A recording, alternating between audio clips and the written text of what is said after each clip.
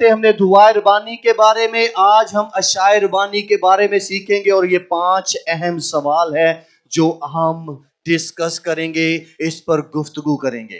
पहला सवाल होगा, हम अशाए रबानी क्यों करते हैं। दूसरा सवाल होगा, कुछ कलीसियां चर्च अशाए रबानी के हुक्म की ताबेदारी क्यों नहीं करते। तीसरा सवाल होगा, बहुत से मसीही ईमानदार अशाए रबानी में शमूलियत क्यों नहीं करते।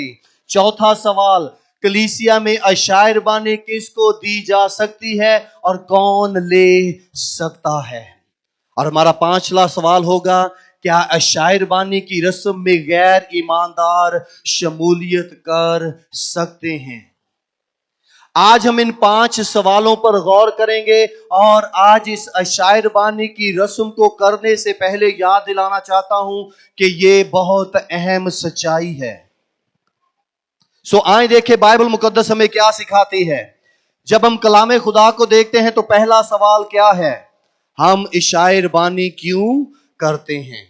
इसके बारे में जब हम नए अहदनामा में देखते हैं तो मत्ती की इंजील, लूका की इंजील, मरकस की इंजील और करंथियों के खत में ये हुक्म है। मैं क्यों अशाए रबानी की तालीम देता हूं, क्योंकि ये यीशु मसीह की तरफ से हुक्म है।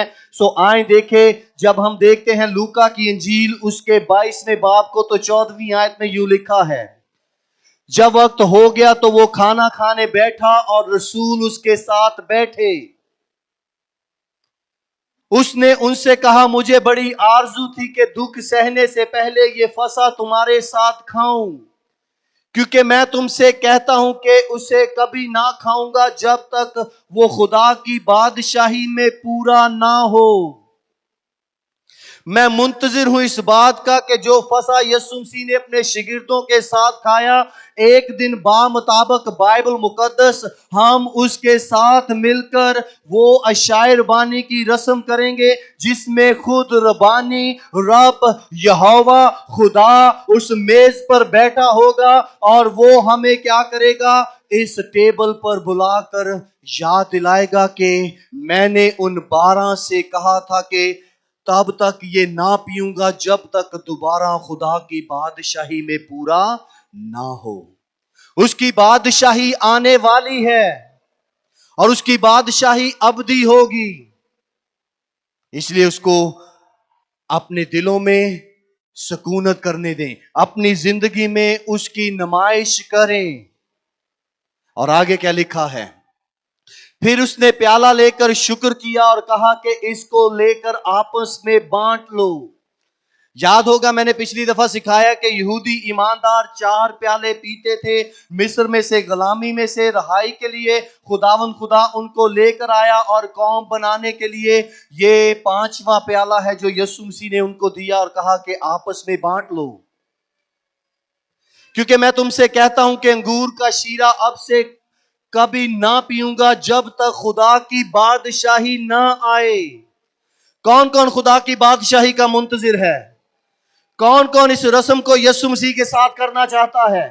अगर करना चाहते हैं तो उसने वादा किया है कि मैं दोबारा आऊंगा और इसे तुम्हारे साथ करूंगा।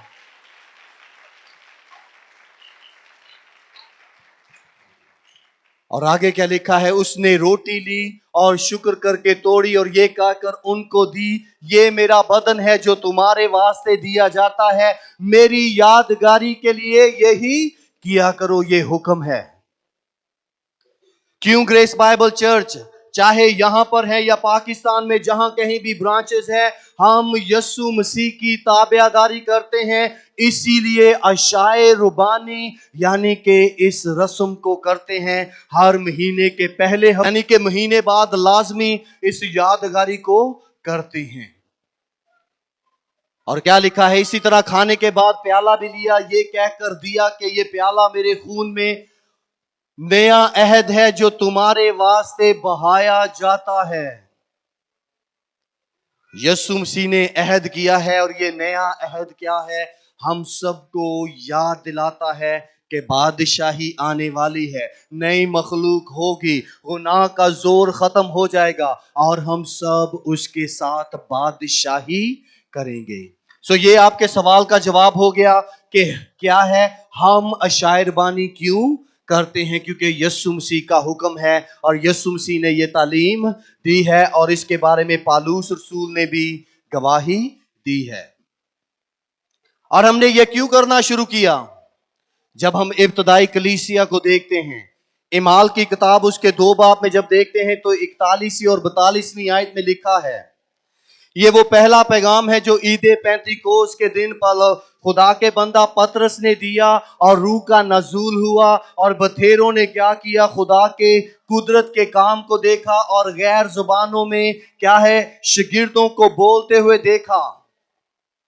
जब पतरस और बाकी सब क्या है 120 की जमात क्या है बोल रही है, तो हर एक वहां पर जो कमो पेश 70 कबीले थे, 70 कौमें थी जो इर्द गिर्द से इस वक्त क्या थी 50वां दिन जो क्या था इबादत करने के लिए यरूशलेम में मौजूद थी, उन सब ने अपनी अपनी जुबान में पतरस के पैगाम को सुना और जब पैगाम सुना तो उन्होंने तौबा की, उन्होंने यीशु मसीह को कबूल किया। पहले उसे वो सिर्फ एक उस्ताद, एक नबी या लोगों के मुताबिक धोखेबाज समझते थे। जैसे ही रूह ने उनकी आंखों को खोला, उन्होंने तौबा की, उनका नजरिया बदल गया, उनके दिल में मसीह की जगह वो मोहतबर बन गई और उन्होंने उसे क्या जाना, अपना खुदावन जाना और तौबा करके हमेशा की जिंदगी के वारिस हुए। और इसीलिए लिखा है, बस जिन लोगों ने उसका कलाम कबूल किया, पतरस ने जब पैगाम दिया, पैगाम कौन है, यीशु मसीह, उसे कबूल किया तो उन्होंने बपतिस्मा लिया और उसी रोज 3000 आदमियों के करीब उनमें मिल गए। 3000 आदमियों से मुराद सिर्फ मर्द ही नहीं थे। मर्दों का इसीलिए जिक्र किया जाता था क्योंकि मर्दों से खानदान की क्या है पहचान होती थी, मर्दों से खानदान क्या है पहचाना जाता था। तो 3000 आदमी या कह सकते हैं खानदान कलीसिया का हिस्सा बन गए और जब बने तो उन्होंने ये बात करना शुरू कर दी जो यीशु मसीह ने कहा था मेरी यादगारी में यही किया करना। तो उन्होंने क्या किया, और ये रसूलों से तालीम पाने। आज बहुत से मसीही हैं वो तालीम नहीं पाते, और अगर थोड़ी सी तालीम पाते हैं तो अपने नाम के साथ पोस्टर लिखना शुरू कर देते हैं कि जी मैं पोस्टर हूं।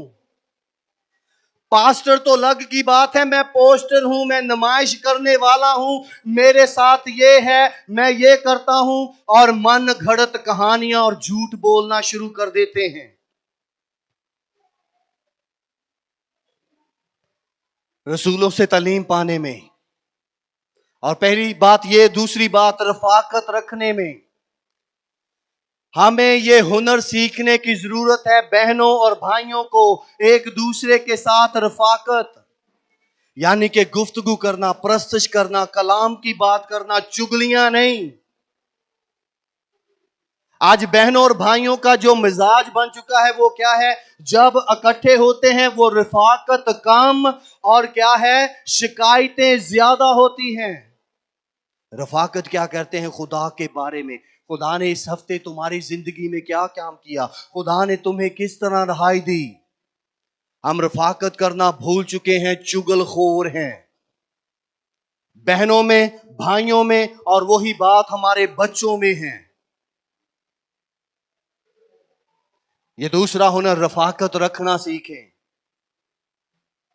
एक दूसरे को अपने घर में बुलाएं, बहनों के साथ रफाकत करें, दुआया टीम बनाएं, दुआ में वक्त गुजारें। तीसरी बात, और क्या करते थे, और रोटी तोड़ने से मुराद क्या है, जब वो इकट्ठे होते थे जिस रोटी के नवाले को खाते थे वो कहते थे यीशु ने कहा मुझे याद रखना, क्योंकि तुम्हारी यूनिटी, तुम्हारे इत्तेहाद की वजह क्या है, यीशु मसीह है जो पूरी कायनात को संभाले हुए है। आपके और मेरे अंदर जो सलीब है, वो सलीब क्या है, हमारी हर हड्डी को, हर पट्टे को, हर नस को, हर एक क्या है उन लिगामेंट को जोड़े हुए है। अगर कोई आज सलीब का इनकार करता है तो मैं कहता हूं जा जाकर टेस्ट करवा, और साइंस खुद बताएगी कि वो सलीब का पैगाम तेरे अंदर है। कबूल करना ना करना तेरी अपनी मर्जी है। दोजख में जाना या फरदौस में जाना तेरे अपने बस की बात है। रोटी तोड़ने में, जब जब वो रोटी तोड़ते थे, जब जब वो खुराक खाते थे, वो यीशु मसीह को याद करते थे कि उसने ये कहा था। और चौथी बात, दुआ करने में मशगूल।